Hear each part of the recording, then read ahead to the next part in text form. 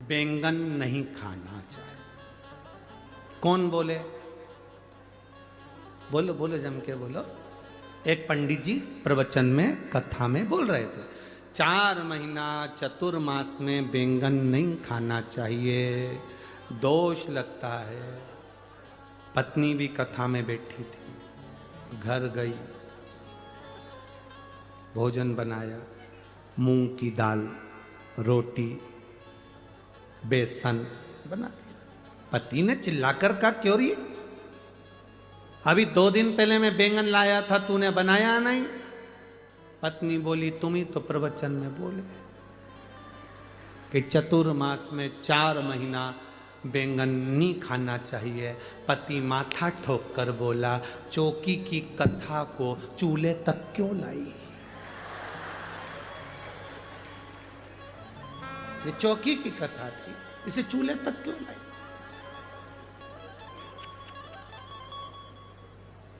शिव पुराण कहती है, बोलने वाले को सबसे पहले चाहिए कि स्वयं अमल करे, स्वयं अमल। एक पिता अपने बेटे से कहता है, रात को जरा जल्दी आया करो घर पर, नशे से दूर रहो, तंबाकू मत खाओ, व्यसन मत करो।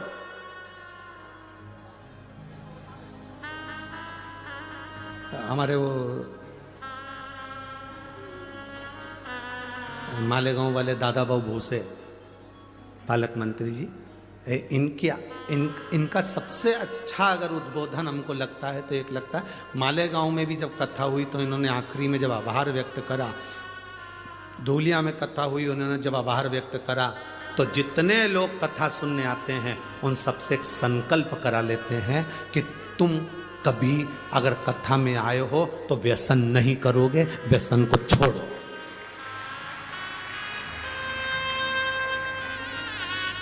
आज का राजनेता को तुम्हारे व्यसन से कोई मतलब नहीं, पर उनके शब्द अच्छे लगते हैं कि व्यसन छोड़िए, कोई नशा करते हो तो छोड़ दीजिए।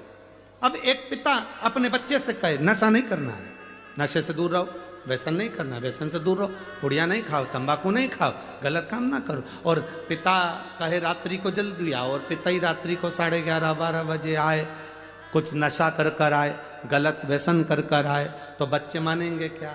जम के बोलो जरा, नहीं मान, बच्चे नहीं मानेंगे। उसी तरह बच्चों को हमें चाहिए कि हम स्वयं भी संवरने का प्रयास करें, हम स्वयं भी सुधरने का प्रयास करें। जब हम सुधरेंगे, एक कथाकार, एक प्रवचन देने वाला, एक कथा कहने वाले पर यह आधारित है, वो कह रहा है चतुर्मास में 4 महीना बैंगन, बोलो बोलो जम के बोलो, नहीं खाना। पत्नी ने वो बैंगन उठा के फेंक दिया, नहीं खाएंगे। अब पति कहे कि बैंगन कहाँ है? तो कि तुमने ही तो कहा था। चौकी की कथा चूल्हे तक क्यों लिया?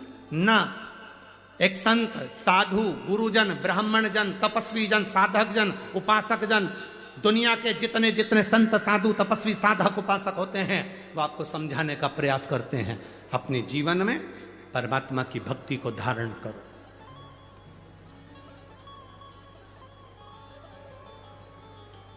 भगवान की अविरल भक्ति को उतारने का प्रयास करो। अब साधु संत स्वयं भी भगवान की अविरल भक्ति में जब डूबते हैं तो कहते हैं कि भक्ति करो, भजन करो। किसी ने एक बार प्रश्न किया था कि हम शंकर जी के मंदिर जाते हैं और हमसे कोई गलती हो जाती है तो शंकर जी क्या क्रोध करते हैं? शंकर जी क्या क्रोध करेंगे? शिव महापुराण की कथा कहती है, शंकर जी का नाम है भोला। क्या नाम है?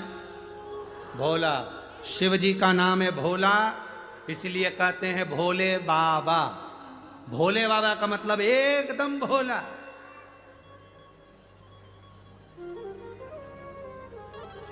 भूतों को भोजन करना आता है क्या? जम के बोलो जरा, अरे जम के बोलो, भूतों को भोजन करना आता है? भूत प्रेत को 5 स्टार होटल में जाना आता है? नहीं।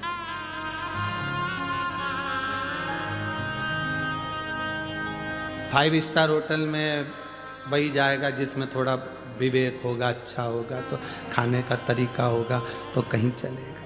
अच्छी जगह पार्टी में चले गए, अच्छे से बैठकर खाया, प्लेट में भोजन लिया, धीरे धीरे खाया। और कोई कोई व्यक्ति ऐसा होता है जिसको तरीका ही नहीं मालूम, उसको छोड़ दिया जाता है, पटक दिया जाता है।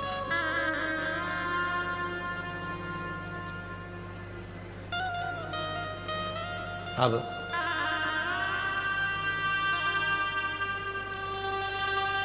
जो अच्छा व्यवहार करे, अच्छे से रहे, अच्छे से खाए, अच्छा बड़ा सारा गिफ्ट दे, उसको तो सब बुलाते हैं। बोलो जम के, बुलाते कि नहीं बुलाते? बुलाते हैं ना। जिसमें बुद्धि ना हो, विवेक ना हो, खाने का तरीका नहीं, रहने का तरीका नहीं, उसमें बोलने का तरीका नहीं, पहनने का तरीका नहीं, लोग उससे पागल कहते हों, बेकार कहते हों, ये किसी काम का नहीं। कभी कभी माँ कह देती है मेरे बड़े बेटे में बहुत समझदारी है, छोटे में अकल नहीं है, मूर्ख है, पागल है। मेरी एक बहू बड़ी समझदार है, दूसरी बहू में अकल नहीं, मूर्ख है, पगली है, बेवकूफ है, कह दिया माँ ने। एक समझदार है और एक पागल है, बेकार। जो समझदार है उसको दुनिया अपना बनाती है, और जो बेवकूफ है, पागल है, जिसको दुनिया ठुकरा देती है, उसको महादेव अपना बना लेते हैं, उसको महादेव